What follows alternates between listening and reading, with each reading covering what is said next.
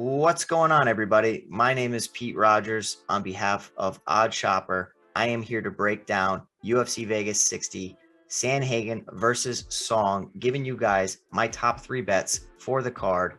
And, just a little quick recap from last week.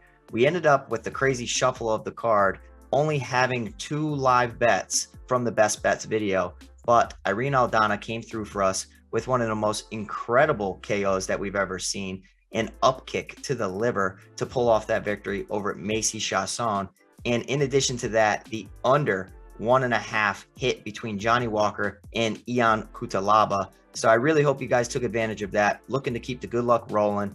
And I definitely think that we have some spots to pick here where we can take advantage of some of these lines. Be very, very careful with this fight card because I do think that it's extremely volatile and there's going to be a ton of upsets. So I'm trying to just locate the best three bets for us. And it's going to start with Joe Pyfer. The Dana White Contender Series alum is looking to come into the UFC and break onto the scene in, devastating fashion. And I really think the UFC is giving him a layup here against Alan Amedovski, who is 8-3 overall, but in his past three fights is winless, losing fights to Krzysztof Jotko, getting KO'd against John Phillips, and losing via submission to Joseph Holmes. So obviously, Joe Pyfer is a massive, massive favorite. So how are we going to get around that? Well, I really think Joe Pyfer, who has multiple finishes throughout his career, is going to pull this off inside the distance at minus 225. I really feel like that's a fair line. I actually thought it was going to be worse than that. Obviously, you have to, limit expectations for a lot of people when they're making their UFC debuts. But I just don't think that Alan Amedovski is UFC level. So everything that I've seen from Body Bags Pyfer goes to show me that he's going to, put away Amedovski with relative ease. He has a 1-inch reach advantage, a tiny height advantage, 3 inches. But I just think it's the skill set. Everything that I'm seeing, he makes less mistakes than Amedovski does. So I really think that the play is the Joe Pyfer inside the distance, sitting at minus 225. That's one fight out of the way for us. And I would really love to hear from you guys what you guys think is your best bet of the entire card. Please leave a comment in the comment section below. And also take advantage of this offer we have with BetMGM, where if you bet $10, win $200 with BetMGM if any team scores a touchdown. Click the link in the video description below to claim your free $200 now. Our next bet of the card comes with Pat Sabatini sitting at minus 190 against Damon Jackson. Now, I know that this is a fight where two grapplers are facing off, and Damon Jackson is somebody that you can never count out of any MMA fight. But I'm really bullish on Pat Sabatini. I know his coach Daniel Gracie really well, and I also am backing a lot of these Renzo Gracie Philly fighters because I know how much they prepare. I know how talented their jiu-jitsu levels are within their camps. So I really like Pat Sabatini to pull off this fight against Damon Jackson. And I actually think that it's a fair line. Obviously, when you have two grapplers facing off against each other, it turns into a striking affair, which I don't think is a strong suit for Pat Sabatini. He is developing his striking, but if there was a weakness, a part of his game, it definitely is his striking. But I think that he's educated enough to recognize that and still attempt takedowns. His relentless pressure is going to pin Damon Jackson against the cage. Whether he's successful with the takedowns or not, I think that the pressure and the pace is what could be the difference maker here against Damon Jackson, who has been taken down and ragdolled in some fights. Mirsad Bektic, who's a very, very strong wrestler, was able to implement a similar game plan that I think Patrick Sabatini's going to.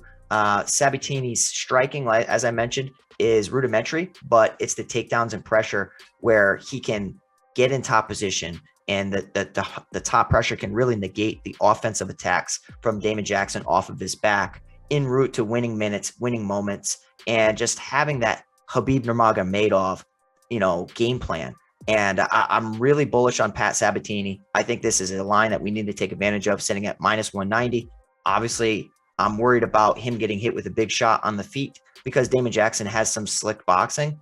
but it's really hard for me not to get behind Pat Sabatini here. He's been extremely dominant inside the UFC, and for every 15 minutes inside the UFC octagon, he's averaging 3.84 takedowns. So this is a fight where just the volume alone should lead to winning minutes for Patrick Sabatini.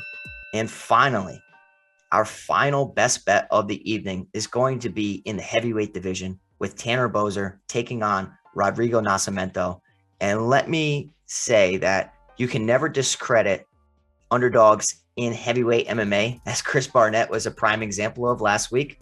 But in addition to that, women's MMA underdogs tend to hit more often than not. So I do recognize that there is a path to victory for Rodrigo Nascimento, and it's clearly to implement his takedowns and attempt to submit Tanner Boser, or at least win 2 of the 3 rounds. It's definitely possible. And this is why this is, my least favorite of my 3 best bets of the card, but I still have pretty high confidence. So I actually think that Tanner Boser's experience being 20-8 overall is going to be too much for Rodrigo Nascimento, who is 8-1.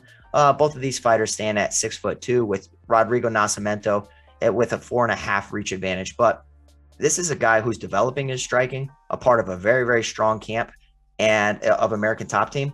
But I really just see, technical deficiencies in his striking. Clearly, he's a grappler at heart. And I think that Tanner Boser is extremely, strong test for him. Massive step up in competition. Boser, predominantly a decision fighter throughout the majority of his career, has actually found that knockout stroke lately and was able to get rid of Ovince St. Preux, Rafael Pazoa, Felipe Lins.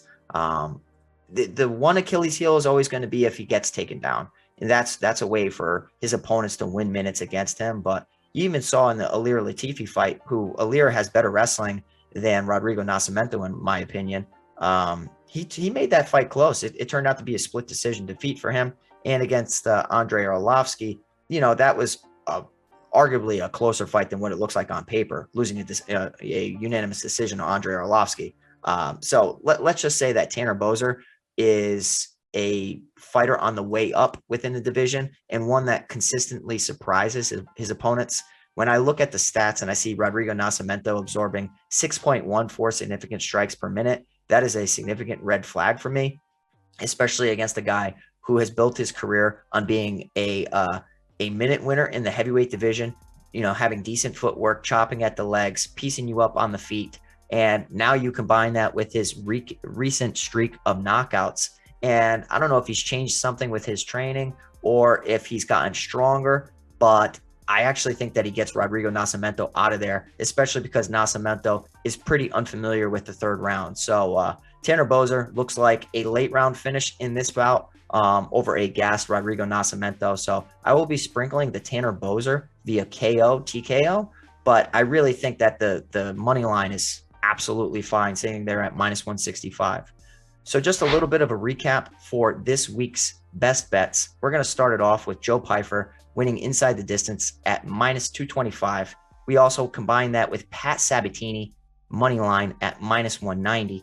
And then our final leg is going to be Tanner Boser money line at -165. If you put those 3 together, that gives you a decent parlay of +254. $100 would win you $354. So that's definitely something I'm going to be looking to do for this card. And as I said, early on in the video, this looks like a very, very volatile card from a betting perspective, more of a live betting in DFS card. So as far as like safe bets, I tried to target 3 of the safest bets on the card. But a lot of the unders might hit on some of these preliminary bouts. So if you feel strong about sprinkling in some unders, I don't hate it at all. But my 3 favorite bets are the Joe Pyfer, Pat Sabatini, and Tanner Boser. Guys, thank you so much for all of your support. If you could just leave a comment down in the comment section of your favorite bet or best bet of the card, I would really appreciate it. In addition to that, if you could hit the thumbs up button for us, let's try to get us to 50 to 100 likes. It shows the company that you guys really appreciate what I do, and it also just means a lot to me. So, good luck, everybody. I hope you guys make some money, and I hope this parlay hits for us.